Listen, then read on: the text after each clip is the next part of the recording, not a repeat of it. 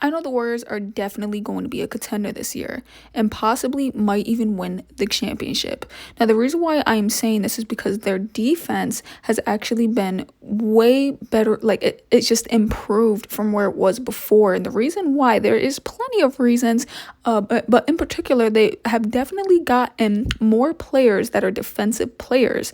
And we're going to jump a little bit into that later. But as of right now, I wanted to talk about how, number one, they rank in the top 5 for defense.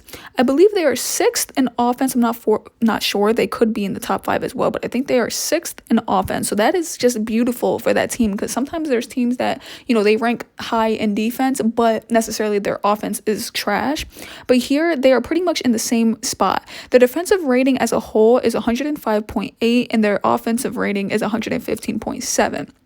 They average as a team 9.7 steals, 5.7 blocks, and as of right now, they are 12-3, and they're 3-0 for the NBA Cup. So I know that I feel like they are a contender for the NBA Cup, but I'm just talking about the finals in general. I may be pushing it because it is so early off in the season, but let's talk about their defense. They got a roamer, right? And a roamer is a player at the nail who tags rollers, closes out on poppers, and keeps tabs on the weak side, which this ends up allowing a double team on strong players, for instance, like Tatum, if you all saw the Celtics game.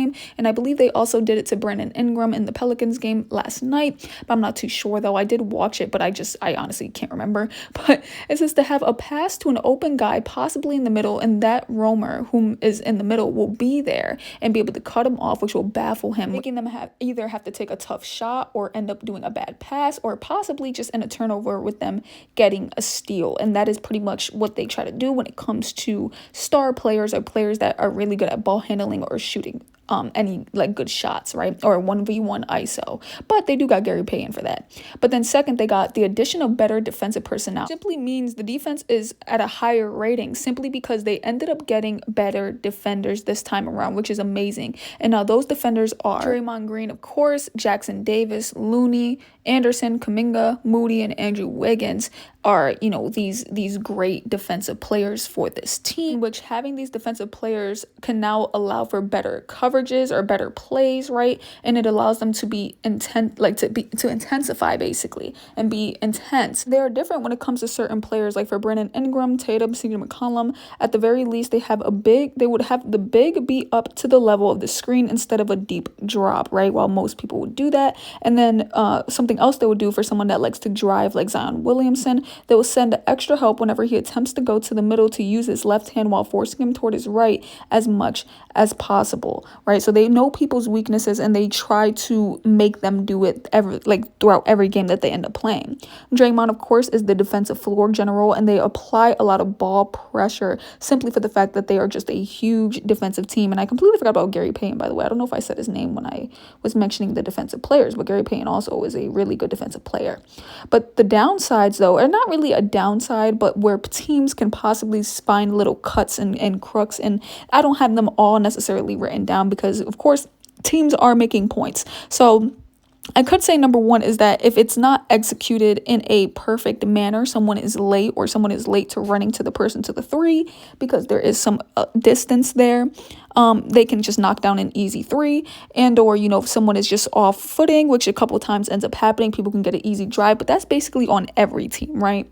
But so I'm not saying their defense is perfect because of course people are going to score regardless, but with that defense they can hold players down from making as much points as they necessarily would, or just keep teams scrambling or having to play faster. And it's just such a beautiful thing. But the teams will have a whole season to try and learn how to necessarily move around that defense. So hopefully they can continue to be defensive and learn different ways if teams start to try and learn how to play them, right? They're a great team. I'm pretty sure they'll eventually, learn and figure that out. Next, I would possibly say fatigue. For the way that they really do play really fast. And I wouldn't say during the regular season, fatigue might not be a problem simply because, a lot of players don't play like it's the playoffs because it's not. So you can do a 12-man rotation, even though you might have players coming off the bench that are trash. and still be okay, right? But in the playoffs, definitely doing a 12-man rotation might not be necessarily smart unless the other team is also doing it. But if they're sitting there playing their star players and letting them have those minutes, of course, they might be fatigued too because they're playing more minutes. But then they're going to be playing against players that are scrubs. So that 12-man rotation might not last for too long, but it should definitely get them off throughout this regular season. And then also, too, another great thing is that the bench plays exactly like them, or they at least try to. They're not necessarily the best, because of course it is the bench. That's why they're on the bench. But, they're also there. You know that they're teaching them the same stuff as well. So let's talk about their offense. I feel like their offense is just honestly amazing, which granted, I think every team normally does this one. But when you give Curry the ball, man, so many people come to him, or even if they're not coming to him, they're not focused on their player because they think Curry is going to drive, going to shoot, going to do this, going to do that. So Curry ends up using that for his playmaking to get certain people open, right? So you give Curry the ball, people will either double team or they'll just not be looking or paying attention, which allows for possible cuts from other players or open threes or just a bunch of different things like that can be seen. It can be coming off a screen or just in general, right? So second is Curry's playmaking. You can see Curry literally sitting there calling out plays throughout the whole time he's on the court. Also with Draymond Green there, him being the defensive floor general, he normally is running things when it comes on defense, but even so, he could still call out other people on the other team and what defense they are running. So it's a crazy thing. It's a crazy thing. So it allows for such a beautiful combination of Curry's playmaking and Draymond Green's defensive reading of the other team, and also Curry can also read the defense as well. But number 3, you got the hybrid triangle, which is a combination of run and gun, small ball, and triangle offense. And then they also have the split action, which is a play where the two players closest to the ball screen for each other. And this action is difficult for the defense to guard because it forces them to communicate. And lastly, like I said, which is the 12-man rotation, which can allow players from not being fatigued. But you got 2 starting units that play 20 to 25 minutes each, plus 2 super subs. This allows the Warriors to wear down the opposing team's starters and then substitute them with their bench. So, that could potentially, be great. Maybe even so, it could possibly be played in the playoffs, but I heard somewhere that might not be a good idea, but I'm not too sure though. So we would have to see when it ends up coming to it. The only other thing though that can strongly ruin the Warriors team, because I truly believe they might, I feel like they will win. My heart is in it, y'all. I believe they will win. But where they might not win is simply because this team tends to, Curry or Draymond Curry tends to get injured. Draymond tends to get suspended or ejected or just technical fouls after technical fouls.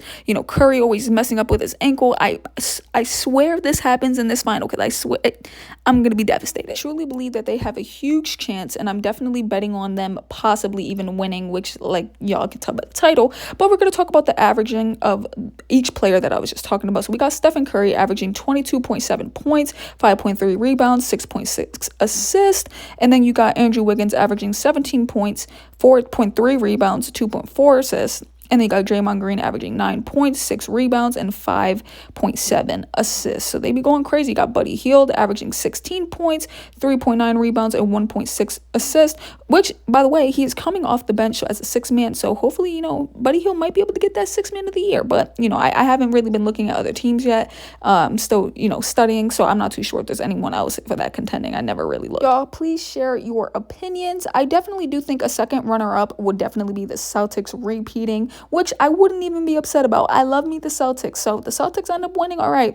But if y'all have any other teams that you think would end up winning, or if you don't think the Warriors are going to win, just, comment them below.